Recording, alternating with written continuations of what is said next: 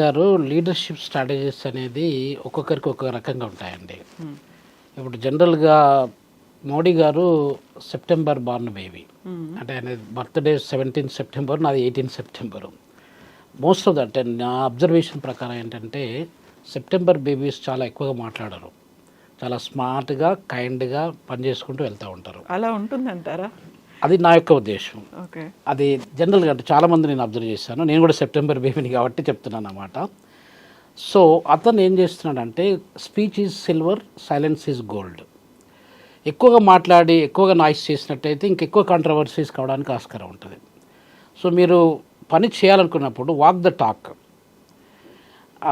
మీరు పని చేయాలనుకున్నప్పుడు ఎలా అయినా కూడా పని చేసుకోవడానికి ఆస్కారం ఉంటుంది. అంతేగాని మీరు మాట్లాడి పని చేయకపోతే కూడా వేస్ట్ కదా. సో అట్లాంటి సందర్భంలో చాలామంది లీడర్స్ ఏం చేస్తారంటే they speak less and they try to do more. Sometimes they may not do more also. So స్ట్రాటజికల్గా మనము మాట్లాడిన దానికంటే కూడా చేతలలో చూపించినట్టయితే అది కొంచెం పవర్ఫుల్గా ఉంటుంది. అది that remains yes a legacy. So దాంట్లో భాగంగా మోడీ గారు నా అబ్జర్వేషన్లో చూసుకున్నట్టయితే ఆయన ఎక్కువగా మాట్లాడరు. బహుశా మీరు చాలా సందర్భాలలో అబ్జర్వ్ చేసి ఉండొచ్చు. అవసరమైతేనే ఇప్పుడు సపోజ్ మొన్న ఆఫ్రికా కంట్రీస్కు 2 కంట్రీస్కి వెళ్ళారండి ఆయన. నమీబియా అని అక్కడ నేను పనిచేస్తాను. నమీబియాలో నేను Namibia institute of science and టెక్నాలజీలో ప్రొఫెసర్గా పనిచేస్తాను. ఆ విండుకులో అది చిన్న దేశం. అంటే చిన్న దేశం అని అంటే ఇప్పుడు మీకు పాపులేషన్ పరంగా చూసినట్టయితే 2.5 మిలియన్ పాపులేషన్ మాత్రమే ఉన్నారు మొత్తం దేశ జనాభా అంతా. 2.5 మిలియన్ అనేది మనకి ఇప్పుడు జూబ్లీహిల్స్, బంజారాహిల్స్ కలుపుకుంటే 25 లక్షలు దేశ జనాభా. దేశం చిన్నది కాదండి. అది మీకు మొత్తము ప్రపంచంలో ఉన్న దేశాలలో పోల్చుకున్నట్టయితే అది 30వ స్థానంలో వస్తుంది సైజులో చూసుకున్నట్టయితే. అంటే దాదాపు 824 lakhs స్క్వేర్ కిలోమీటర్స్ ఏరియా ఉన్నటువంటి దేశం నమీబియా. నమీబియా పార్లమెంట్లో మాట్లాడాడు. అసలు ఆల్మోస్ట్ నమీబియా పార్లమెంట్లో ఒక ఇండియన్ ప్రైమ్ మినిస్టర్ మాట్లాడేది అది ఫస్ట్ టైం. అలాగే మొత్తము ఆయన విజిట్ చేసిన అంటే ప్రైమ్ మినిస్టర్ అయినప్పటి నుండి ఇప్పటి వరకు విజిట్ చేసినటువంటి కంట్రీస్లో ఆయా పార్లమెంట్లో మాట్లాడింది ఆయన 17 కంట్రీస్ పార్లమెంట్లో మాట్లాడారండి. సో అది మనం నెహ్రూ గారి నుండి, ఇందిరాగాంధీ గారి నుండి, ఇంకా వాజ్పేయి గారి నుండి ఎవరిని తీసుకున్నా కూడా వాళ్ళందరూ కలిపి, అందరు ప్రైమ్ మినిస్టర్ కలిపి, కొంతమంది 2 కంట్రీస్లలో మాట్లాడారు, కొంతమంది 3 కంట్రీస్లో మాట్లాడారు. అందరు కలిపి చేసిన దానికంటే మోడీ గారు చేసింది 17 కంట్రీస్లో అండి. 17 కంట్రీస్ పార్లమెంట్లో మాట్లాడిన ప్రధానమంత్రి మన మోడీ గారండి. సో అలా చేసుకుంటూ వస్తున్నారు. అంటే ఇప్పుడు స్ట్రాటజిక్గా ఇప్పుడు నమీబియా పాపులేషన్ పరంగా చూసుకుంటే చిన్న దేశం, స్ట్రాటజిక్గా కానీ సైజు పరంగా చూసుకున్నా కానీ నమీబియా కంటే దాదాపు ఒక 80 దేశాలు ఏంటి, దాదాపు 100 దేశాల పైన చిన్న దేశాలు ఉన్నాయండి సైజులో చూసుకున్నట్టయితే. ఇప్పుడు మీకు వాటికన్ సిటీ ఉందనుకోండి. వాటికన్ సిటీ అనేది ఎంత, అది కంట్రీ అని చెప్పి అనుకుంటాం. దాని పాపులేషను 1000 మంది కూడా ఉండరండి అక్కడ. దాని మొత్తం size, area size 0.44 square kilometre, అంటే దాదాపు ఒక 1/2 స్క్వేర్ కిలోమీటర్ మాత్రమే ఉంటుంది సైజు. వాటికన్ సిటీ ఆ రోమ్ సెంట్రల్లో ఉంటుందన్నమాట. ఇట్లా మనకు చిన్న దేశాలు, ఇప్పుడు మన తెలంగాణ రాష్ట్రాన్ని తీసుకోండి. తెలంగాణ రాష్ట్రానికంటే ప్రపంచంలో ఉన్న దేశాలు 96 దేశాలు చిన్న దేశాలు అండి. అంటే మీరు ఆలోచించుకోండి, ఏరియా సైజ్ చూసుకోండి. మన తెలంగాణ రాష్ట్రం కంటే నమీబియా అనేది 8 రెట్లు పెద్దదండి.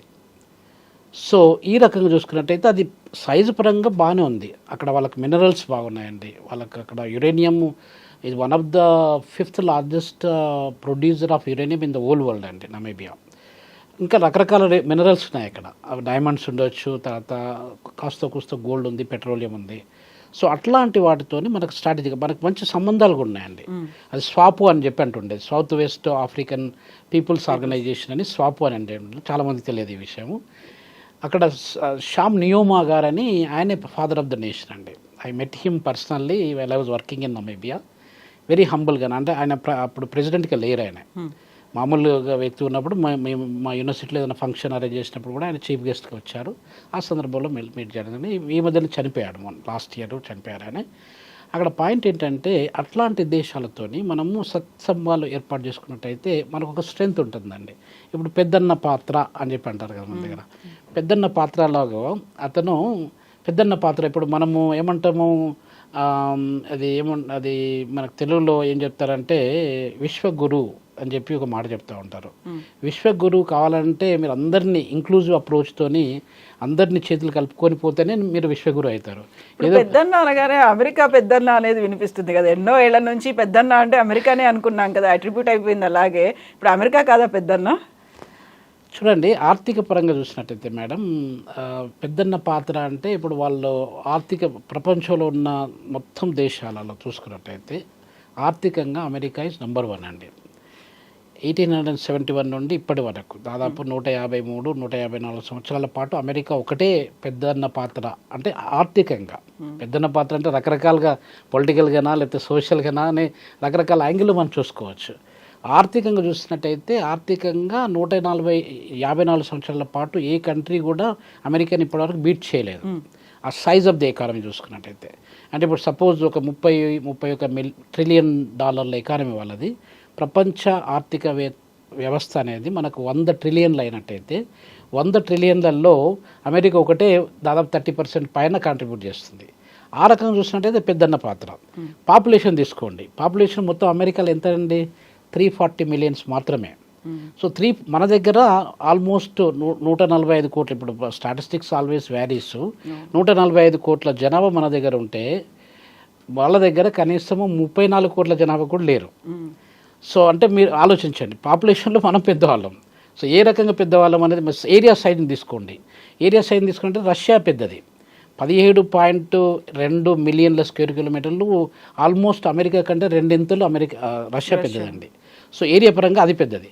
అంటే ఇప్పుడు పెద్దన్న పాత్ర అంటే మీరు అన్నట్టుగా కవిత గారు, మనకు ఆర్థిక పరంగా వాళ్ళు పెద్ద అని చెప్పి మనం అనుకుంటున్నాం. ఎందుకంటే అది మొత్తం ఎవ్రీథింగ్. మీ దగ్గర ఒక 100 రూపాయలు ఉన్నాయి, నా దగ్గర ఒక 50 రూపాయలు ఉన్నాయి, ఇంకా వేరే వాళ్ళ దగ్గర ఎట్లా ఉన్నాయంటే మీరు గొప్ప అని చెప్పి చెప్పుకుంటాం, ఎందుకంటే మీ కాంట్రిబ్యూషన్ ఎక్కువ కాబట్టి. సో అది పెద్దన్న పాత్ర.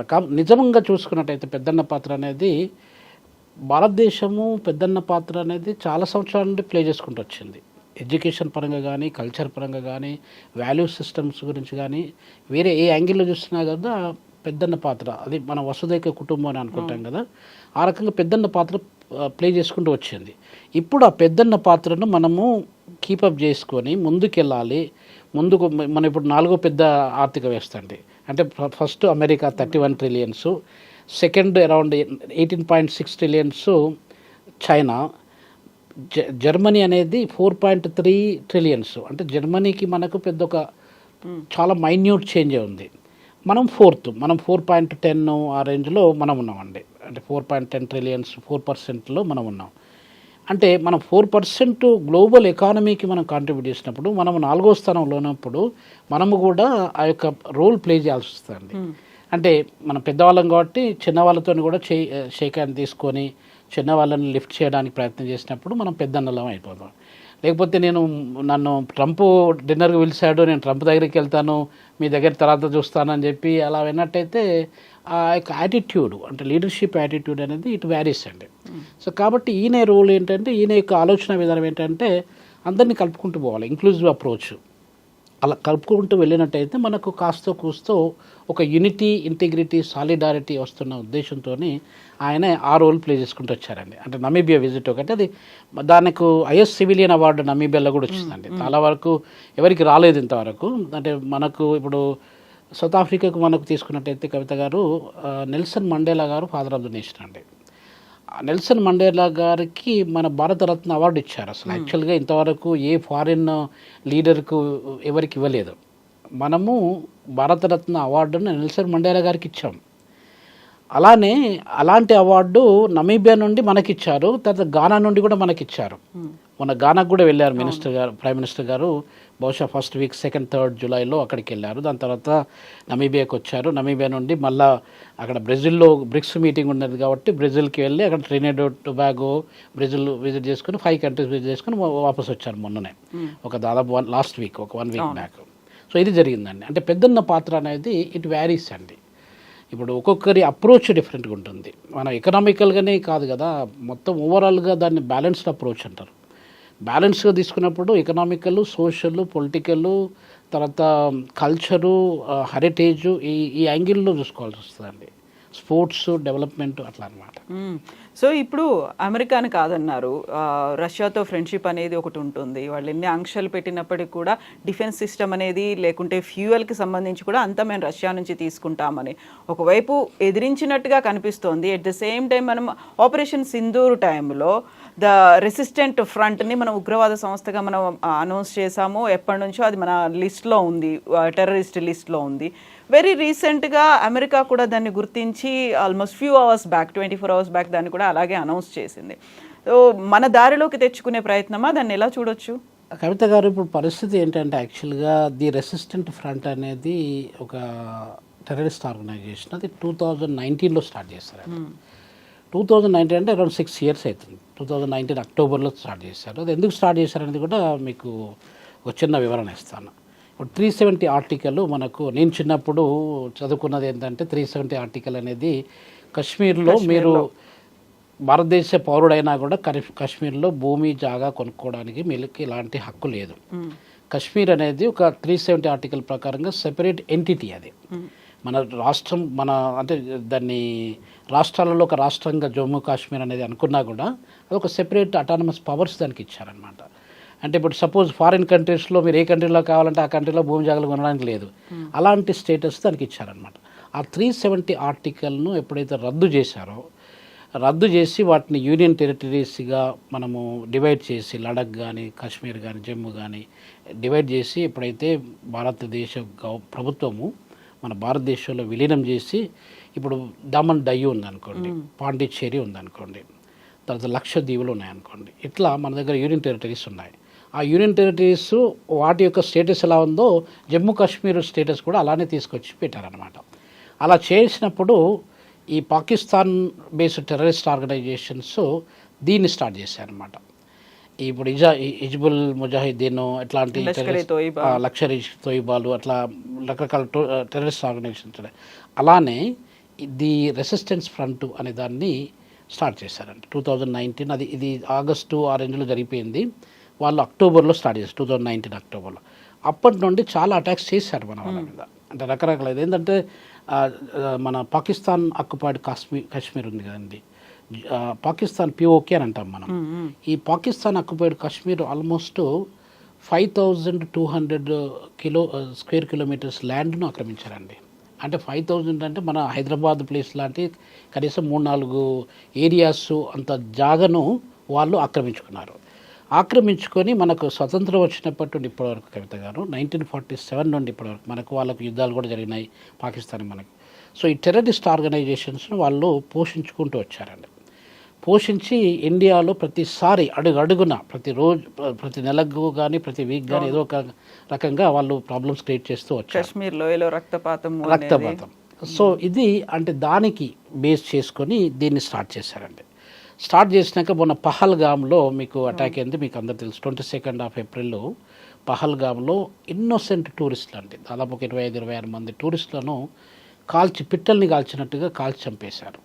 అది చాలా మేజర్ షాక్. అసలు మనకు దాదాపు ఒక 2008 తర్వాత మళ్ళీ 2025లో జరిగినటువంటి అన్ని ఇన్సిడెంట్స్ చూసినట్టయితే అది చాలా మ్యాసాకర్ కైండ్ ఆఫ్, అంటే మేజర్ అటాక్ అనమాట హ్యూమన్ బీయింగ్స్ మీద.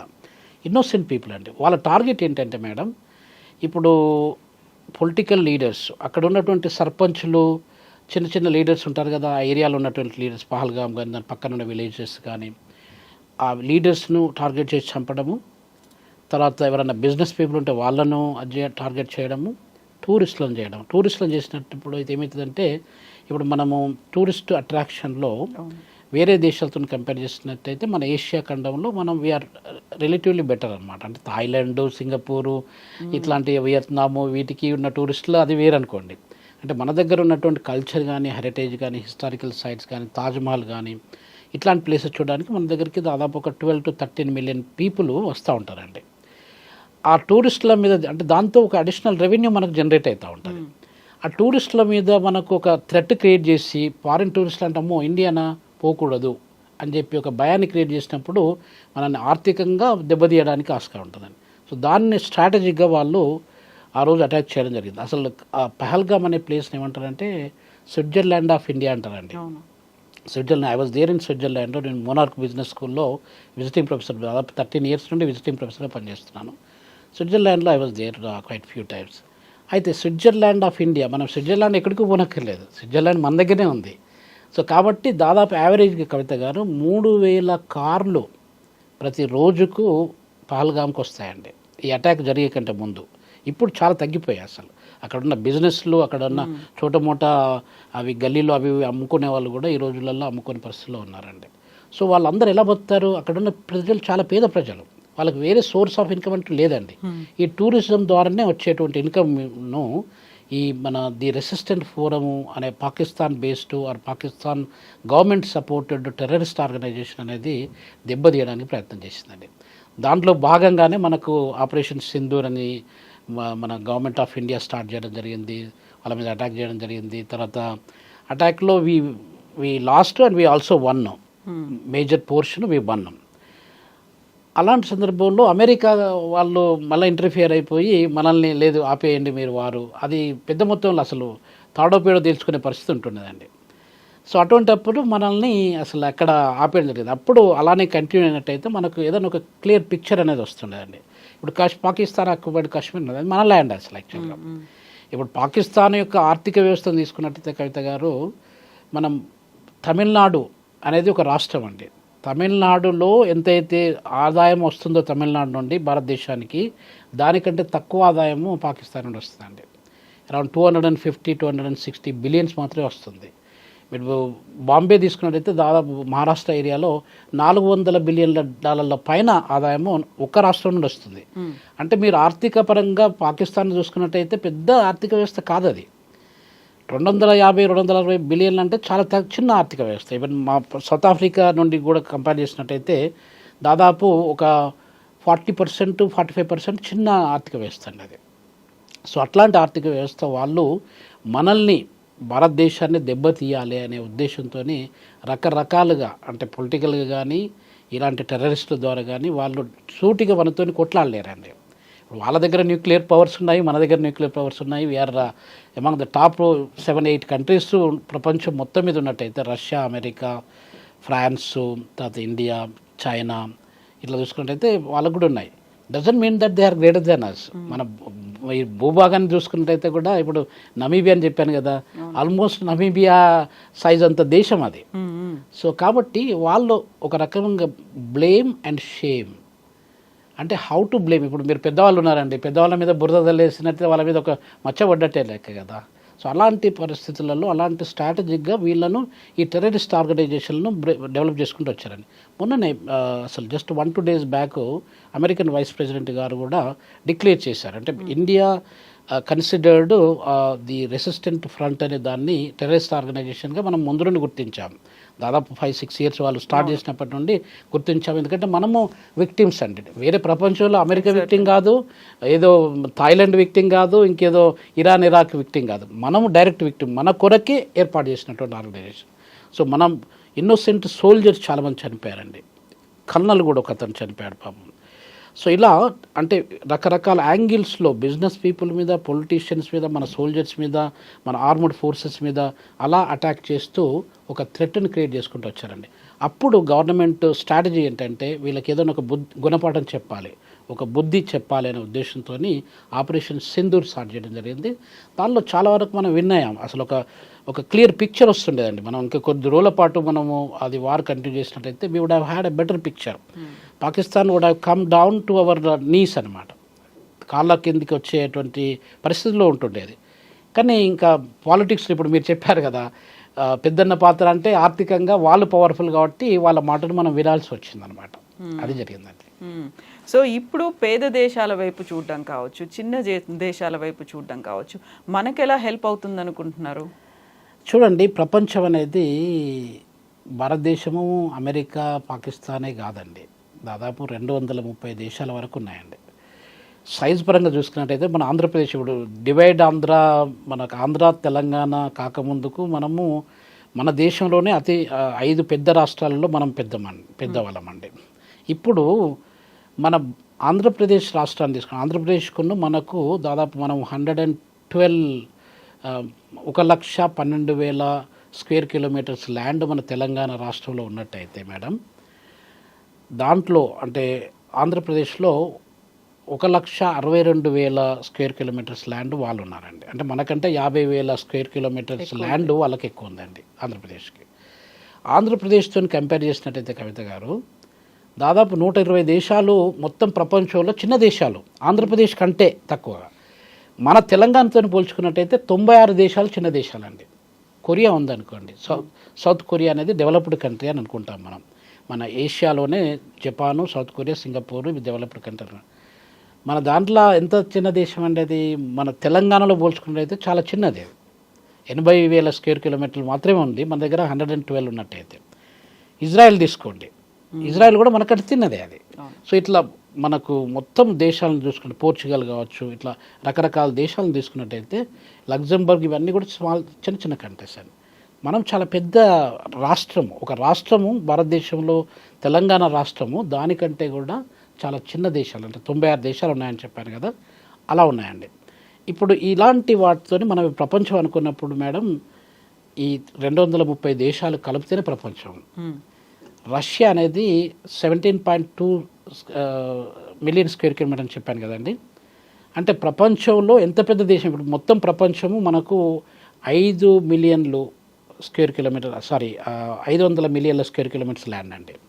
500 మిలియన్ల మనకు Pacific ocean, Atlantic ocean, Indian ocean ఇవన్నీ వెళ్ళిపోతే దాదాపు 76% ఏరియా అంతా వాటర్లోకి వెళ్ళిపోతే 24% మాత్రమే మనకు భూభాగం అండి. ఆ భూభాగంలో అంటే ఇప్పుడు 500 మిలియన్ స్క్వేర్ కిలోమీటర్స్లో మేడం మనకు 149 మిలియన్ల స్క్వేర్ కిలోమీటర్ ల్యాండ్ మాత్రమే భూభాగం అని అంటాం, సర్ఫేస్ ఆఫ్ ద ఎర్త్. ఆ surface of the earth Russia 17.2 million square kilometre. ఆలోచించండి. మన ఆఫ్రికా ఖండం మొత్తము 31 మిలియన్ స్క్వేర్ కిలోమీటర్స్ అండి. ఏషియా ఖండము ఒకటి దాదాపు 46 మిలియన్ స్క్వేర్ కిలోమీటర్స్. ఇలా ఉన్నప్పుడు ఇప్పుడు చిన్న చిన్న దేశాలు చెప్పాను, నావరు ఒకటి ఉందండి. నావరు, తువాలు అనేది చాలా చాలా చిన్న ఒక చీమల్ లాంటి దేశాలు. అవి మన పసిఫిక్ మహాసముద్రంలో ఒక చిన్న ఐలాండ్ కంట్రీస్ అండి. ఫిజీ ఉందనుకోండి, ఫిజీలో మన భారతీయులు కూడా చాలామంది ఉన్నారు. మన ప్రైమ్ మినిస్టర్ కూడా మన భారతీయ ఓర్లైన అతను. సో ఇట్లాంటి దేశాలలో మేడం ఏమవుతుందంటే వాటిని ఎవరు పట్టించుకుంటారు చెప్పండి. కిరిబాతి ఉందనుకోండి, సోలమన్ ఐలాండ్స్ ఉన్నదనుకోండి. నేను పాపువా న్యూగినీలో పనిచేస్తాను, పాపువా న్యూగిని ఉందని. ఇలాంటి దేశాలను ఎవరు పట్టించుకుంటారు? ఎవరో ఒకరు ముందుకు మన అందరం కలిసి పనిచేసుకుంటాము అన్న ఒక పెద్దన్న పాత్ర, ఒక లీడర్షిప్ రోల్ ప్లే చేసే గ్లోబల్ లీడర్ లేకపోతే వీటన్నిటిని అవన్నీ స్కాటర్ అయిపోతాయి. వాటికి ఒక యూనిటీ ఉండదు, ఒక ఇంటిగ్రిటీ ఉండదు. ఇప్పుడు పాము అనేది మన తెలుగులో ఒక మాట చెప్తారు కవిత గారు, ఎంత పెద్ద పామైనా ఎంత పెద్ద తాచుపామైనా కూడా చలిచీమల చేత చుక్కి తాచుపాము చనిపోతుందని చెప్పి అంటాం. అలానే ఈ చిన్న చిన్న దేశాలని మనం ఒక తాటి కింద, ఒక అంబ్రెల్లా కింద తీసుకొచ్చినట్టయితే వాటితో పాటుగా మనం ఎన్నో చేయొచ్చు. డిగో గార్షియా కానీ తర్వాత రకరకాల స్ట్రాటజిక్ లొకేషన్ చిన్న చిన్న ఐలాండ్స్ని ఆక్రమించుకొని ప్రపంచంలో ఉన్నటువంటి అగ్రగామిగా ఉన్న దేశాలు they are playing a dominant role. Not that they are powerful, but స్ట్రాటజిక్గా ఇట్లాంటి చిన్న చిన్న దేశాలను యూజ్ చేసుకొని అక్కడ వాళ్ళ ఆర్మీ బేస్ను సెటప్ చేసుకొని ఆయా ప్రాంతాలని వాళ్ళు కంట్రోల్ చేసుకుంటూ వస్తున్నారండి. సో భారతదేశం అట్లా కంట్రోల్ చేసే ఉద్దేశం కాదు. కాకపోతే మన ఉద్దేశం ఏంటంటే మనము విశ్వగురు కావాలి అనుకున్నప్పుడు ఒక పెద్ద ఆర్థిక వ్యవస్థగా మనం ఇప్పుడు దాదాపు ఇంకా వచ్చే 20-22 సంవత్సరాల్లో 2047లో వికసిత్ భారత్ అనే పేరు మీద మనము ఈ యొక్క డెవలపింగ్ అభివృద్ధి చెందుతున్న ఆర్థిక వ్యవస్థ భారతదేశము అనే పాయింట్ నుండి అభివృద్ధి చెందిన ఆర్థిక వ్యవస్థగా మనం ఆ పేరు మార్చడానికి చాలా ప్రయత్నాలు వస్తున్నాయి. అందుగురించి మోడీ అంటే master of development of India అని చెప్పి అంటారండి. సో దాంట్లో భాగంగా ఇవన్నీ జరుపుకుంటూ వస్తున్నాయండి. ఇప్పుడు ఇలాంటి జరుగుతున్నప్పుడు మనము ఈ చిన్న దేశాలను ఎట్లా వదిలేస్తాం చెప్పండి? అలా వదిలేయడం తప్పు, సమంజసం కాదు కదా. సో అందరితోని మనము కలిసికట్టుగా ఉన్నప్పుడే మనకు పెద్దన్న as is my big brother అన్న కాన్సెప్ట్ ప్రతి ఒక్కరిలో వస్తుందండి.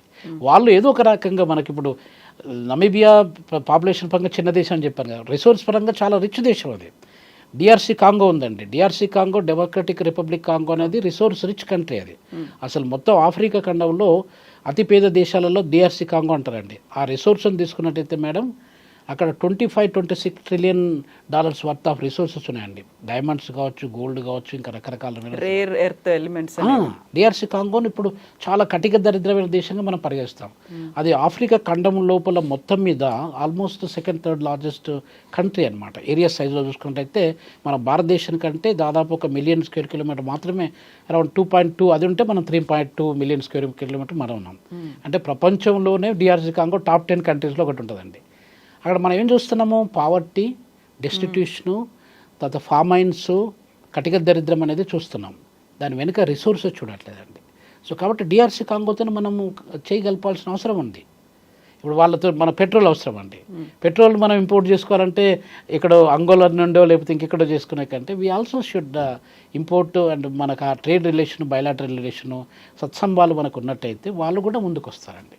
సో కాబట్టి చిన్నదైనా పెద్దదైనా వాళ్ళు ఒక దేశము, మనం ఒక దేశం. ఇప్పుడు తువాలు, నావెరూన్ అనేది వాళ్ళ పాపులేషన్ దాదాపు 15,000 మంది పాపులేషన్ కూడా లేరండి. 15,000 మంది పాపులేషన్ ఉన్నది ఒక కంట్రీ ఉన్నదని అనుకుంటామా మనం? అట్లా శాన్ మ్యారినో ఒకటి ఉందండి. శాన్ మ్యారినో మొత్తం దేశ జనాభా ఎంత? 35,000 మాత్రమే. 35,000 మనం ఏ చిన్న ఏరియా, ఇప్పుడు మన పంజాగుట్టకి వెళ్ళినా కూడా, లేకపోతే సికింద్రాబాదో లేకపోతే ఇంకెక్కడో వెళ్ళినా కూడా మనకు 35,000 కాదు కదా, దాదాపు 3-4 లక్షలు కనిపిస్తారండి. డెన్సిటీ ఎక్కువ ఉంటుంది, డెన్సిటీ పాపులేషన్ ఎక్కువ ఉంటుంది. సో ఇట్లాంటి దేశాలతో కూడా మనం ఇప్పుడు మొన్న ఒక అతను మాల్టా నుండి ఒక గవర్నర్ వచ్చారండి. నేను ఒక గ్లోబల్ సమ్మిట్లో గవర్నర్ మాల్టాను కలిశాను. అసలు యాక్చువల్గా మాల్టా ఎంత చిన్న దేశం అండి, ఇటలీ దగ్గర చాలా చిన్న దేశం. పాపులేషన్ పరంగా కానీ, ఏరియా సైజ్ పరంగా కానీ చాలా చాలా చిన్న దేశాలు. మన తెలంగాణలో ఒక 10వ వంతు భూభాగం లేనివంటి దేశాలండి అవి. సో కాబట్టి let us try to unite. మనందరము ఒకటే. నేను ఎప్పుడు బిలీవ్ చేసేదంటే ఏంటంటే కవిత గారు, మనం అందరం ఇక్కడ టెంపరీగా వచ్చాము. ప్రైమ్ మినిస్టర్ కానీ, ప్రెసిడెంట్ కానీ, గవర్నర్ కానీ, సామాన్యుడు కానీ, సెక్యూరిటీ గార్డ్ కానీ, ప్యూన్ కానీ, మనం అందరం కూడా సామాన్య మానవులమే. ఒకరోజు ప్రజలు మిమ్మల్ని నమ్ముకున్నారు కాబట్టి మీరు ప్రైమ్ మినిస్టర్ అయ్యారు. Doesn't mean that you are greater than a common man. మీకు ఒక లీడర్షిప్, మీ మీద నమ్మకంతో ఒక లీడర్షిప్, ఆ యొక్క గౌరవాన్ని, ఆ యొక్క పవర్ను మీ చేతిలో పెట్టారు. సో కాబట్టి మన అందరం ఏదో ఒకరోజు వెళ్ళిపోయేటోళ్ళం. మీరు వాజ్పేయి గారు వెళ్ళిపోయారు, ఇందిరాగాంధీ గారు వెళ్ళిపోయారు, అందరు వెళ్ళిపోయారు, గాంధీ గారు వెళ్ళిపోయారు, అందరం కూడా వెళ్తాం. సో ఈ ఉన్న టైం లోపట్ల మనం ఎంత ఇదిగా, ఎంత యూనిటీని మనం డెవలప్ చేస్తున్నాం, ఎంత మార్పును మనం పాజిటివ్ మార్పును తీసుకొస్తున్నాం, ఎంత వాల్యూని మనం యాడ్ చేస్తున్నాం, దట్ మ్యాటర్స్ అండి. అది మనం చేయకపోతే ఇంకా అంత లీడర్షిప్ అనేది విలువ లేకుండా అయిపోతుంది. లీడర్ అనేవాడు ఎప్పుడైనా కూడా ఈ has to produce more leaders than followers అండి. అలా చేసినోడే నిజమైన లీడర్. ఇక్కడే క్రిటిసిజం అనేది కూడా వస్తుంది కదా. ఇప్పుడు కరోనా టైంలో మన దగ్గర ఉన్నటువంటి వ్యాక్సిన్స్ కావచ్చు, మందులు కావచ్చు, ఇక్కడ ఉన్నటువంటి ఆక్సిజన్ సిలిండర్ కావచ్చు, ఇవన్నీ కూడా నైబర్స్ ఫస్ట్ అని వాళ్ళకి కూడా పంచారు. ఎక్కడో ఆఫ్రికాలో ఉన్న వాళ్ళకి కూడా ఇచ్చారు. మన దగ్గర బెడ్స్ గురించి కావచ్చు, వెంటిలేటర్స్ గురించి, మెడిసిన్స్ గురించి పట్టించుకోలేదు అనేటువంటి ఒక విమర్శ ఉంది. ఇప్పుడు కూడా మనమేమో ఎయిమ్ హై అనేది ఒకటి పెట్టుకున్నాము. చాలా 5 ట్రిలియన్ ఎకానమీ, థర్డ్ లార్జెస్ట్ ఆ ప్లేస్లో ఉండాలి అనేది ఇంత పెట్టుకున్న తర్వాత డిఫెన్స్ మీద ఖర్చు పెట్టాల్సిన అవసరం వస్తుంది. మనకే బోల్డ్ అని వైద్య, విద్య వసతులు కల్పించాల్సినటువంటి ఉన్నాయి. ఇప్పటికీ కూడా ప్రాపర్ వాటర్ కానీ, ప్రాపర్ శానిటేషన్ కానీ, విద్యుత్ కానీ లేని ప్లేసులు ఉన్నాయి. వీటన్నిటి గురించి పట్టించుకోకుండా మన పిఎం అయి ఉండి ఇంకెక్కడికో వెళ్ళి వాళ్ళకు ఒక హెల్పింగ్ హ్యాండ్ ఇవ్వడం ఎందుకు? వాళ్ళకి హెల్ప్ చేయాల్సిన అవసరం ఉంది. ఫస్ట్ మనం కదా, మన దేశం కదా ఫస్ట్ అనే మాట, దాన్ని ప్రాపర్గా మోదీ అడ్రస్ చేయలేకపోతున్నారా? మనకు కమ్యూనికేట్ చేయలేదా? ఆయన స్ట్రాటజీ ఎందుకని చెప్పలేకపోతున్నారు? మరి కరెక్ట్ ప్రశ్న అండి కవిత గారు. ఇప్పుడు మాగా అని చెప్పి ఒకటి స్లోగన్ వచ్చింది ఈ మధ్యకాలంలో, మేక్ అమెరికా గ్రేట్ అగైన్ అని చెప్పి. ఆ యొక్క చిన్న స్లోగన్తో మన ట్రంప్ గారు రెండోసారి అమెరికా అధ్యక్షుడిగా పట్టాలు తీసుకున్నారండి. అది అంటే ఇప్పుడు ఇండియా కూడా మేక్ ఇండియా గ్రేట్ అగైన్ అంటే మనకు ఆల్రెడీ గ్లోరీ అనేది ఇండియా ప్రపంచ ఆర్థిక వ్యవస్థలో మేడం మనమంతా దాదాపు 1800 సంవత్సరాల పాటు మనం అగ్రగామి దేశము ఉంటుండేదండి. అంటే నంబర్ 1 ఎకానమీ ప్రపంచంలో ఎప్పుడు ఏది ఉంది? 1800 సంవత్సరాల కంటే కింద, దాని కంటే ముందు అనుకున్నట్టయితే మనకు భారతదేశం ఉంటుండేది. చైనా కూడా ఉంటుండేది అనుకోండి, మధ్య మధ్యలో ఎక్కువ శాతం భారతదేశం ఉంటుంది. అంటే హిస్టారికల్గా ఇప్పుడు ఈ మాట నేను భారతీయుని, భారతీయ ఆర్థికవేత్తను అని చెప్పి చెప్పుకునే కంటే యాంగస్ మ్యాడిసన్ అని ఒక బుక్ రాశాడండి. యాంగస్ మ్యాడిసన్ దాదాపు 2000 years of economic history of the world economy అనే దాని గురించి రాశాడు. దాంట్లో ఉన్నటువంటి క్లియర్గా ఇచ్చినటువంటి స్టాటిస్టికల్ ఇండికేటర్స్ని బేస్ చేసుకొని అమెరికా ఆర్థికవేత్త అమెరికా దేశం యొక్క ఆర్థిక వ్యవస్థ అనేది 2.5 ఉన్నప్పుడు మనము 25% మనము అంటే అమెరికా కంటే 10 రెట్లు మనం కంట్రిబ్యూట్ చేస్తుండేదండి. యూకే కూడా 1.8 ఉన్నప్పుడు వీఆర్ ఆల్రెడీ నెంబర్ 1 అండి. సో అట్లాంటిది యూకే మనల్ని దాటిపోయింది. ఎందుకు వాళ్ళు మనల్ని కాలనైజ్ చేసి దాదాపు 200 సంవత్సరాల పైగా మనల్ని రూల్ చేసి మన దగ్గర రిసోర్సెస్ తీసుకెళ్లారు కాబట్టి దే బికెమ్ రిచ్. అమెరికాలో రిచ్ రిసోర్సెస్ ఉన్నాయండి. భూభాగం మొత్తం మీద అమెరికా దాదాపు ఒక nearly 9 million square kilometres land, అంటే మనకంటే అమెరికా 3 రెట్లు పెద్దదండి భూభాగంలో చూసినట్టయితే. మన జనాభాలో చూసినట్టయితే మనకంటే చాలా చిన్నదనుకోండి ఇప్పుడు నేను చెప్పినట్టుగా. సో ఏది చేసినప్పటికీ కూడా కవిత గారు మనకు లీడర్షిప్లో మనము వేరే వాళ్ళు పెద్దవాళ్ళు ఆల్రెడీ వాళ్ళు పెద్దవాళ్ళనే చూసుకోవడానికి ప్రయత్నం చేస్తూ ఉంటారు. చిన్నవాళ్ళని ఎప్పుడు పట్టించుకోరు. మనం చిన్నవాళ్ళని పట్టించుకొని చిన్నవాళ్ళతో స్నేహం చేసి చిన్నవాళ్ళని పైకి తెస్తూ ఉన్నప్పుడు మనకు ఒక సస్టైనబుల్ ఒక సిస్టమ్ అనేది డెవలప్ అయిపోతుందండి. ఏది చేసినా కూడా ఎప్పుడైనా ఏమైనా ప్రాబ్లం వచ్చినా కూడా అన్నీ మనకు సపోర్ట్ చేయడానికి ఆస్కారం ఉంటాయి. సపోర్ట్ చేసినా చేయకపోయినా కూడా మన లెగసీ అంటే ఒక భారతదేశం ఇక్కడ identity of India, not a leaders అనే వాళ్ళు వస్తూ ఉంటారు పోతూ ఉంటారు. That is not an issue. India remains number 1. India is a great country. అది మనకు హిస్టారికల్గా మనం ప్రూవ్ చేసాము. తర్వాత సైన్స్ అండ్ టెక్నాలజీలో కూడా మనం నెంబర్ 1 అండి. ఇప్పుడు మన ఏరోప్లేన్ ఉంది కదా, ఏరోప్లేను రైట్ బ్రదర్స్ కనుక్కున్నారని చెప్పి నేను వాషింగ్టన్ డీసీకి ఒక 10 years బ్యాక్ వెళ్ళినప్పుడు రైట్ బ్రదర్స్ కనుక్కున్న విమానాన్ని నేను ఆ మ్యూజియంలో చూశానండి.